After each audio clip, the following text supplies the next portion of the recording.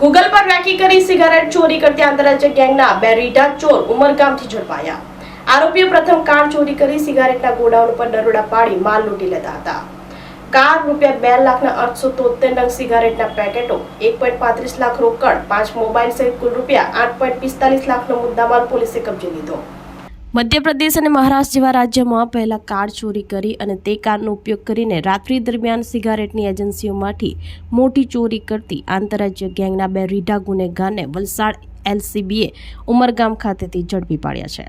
પોલીસે રામપાલ ઉર્ફે રામા ચૌધરી, મૂળ રહેવાસી પાલી રાજસ્થાન, હાલ રહેવાસી પુણે મહારાષ્ટ્ર, અને મોહમ્મદ રેહાન ઉર્ફે રાજા ઠાકુર ઉર્ફે રાજુ મરાઠે, રહેવાસી મુંબઈ મહારાષ્ટ્રની ધરપકડ કરી હતી અને તેમના પાસેથી એક કાર, ₹2,02,873 નંગ અલગ અલગ બ્રાન્ડના સિગારેટના પેકેટો, ₹1.35 લાખ રોકડ રકમ, 5 મોબાઈલ સહિત કુલ ₹8.45 લાખનો મુદ્દામાલ કબજે કર્યો હતો।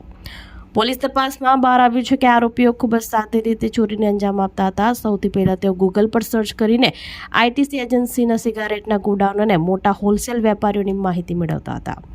સિગારેટની ચોરી કરવા માટે ઉપયોગમાં લેવાતી કાર માટે તેઓ સેકન્ડ હેન્ડ કાર વેચતી દુકાનોની રેકી કરતા રાત્રે શટર તોડી કારની ચાવી મેળવી કાર ચોરી કરી ભાગી જતા હતા અને ચોરીની કાર વડે સિગારેટના ગોડાઉન ઉપર દરોડા પાડી માલ લૂંટી લેતા અને ત્યારબાદ તે કારને બિનવારસી હાલતમાં છોડી દેતા હતા। આ અટકાયતથી મધ્યપ્રદેશ અને મહારાષ્ટ્રના કુલ 5 વણશોધાયેલા ગુનાઓનો ભેદ ઉકેલાયો છે।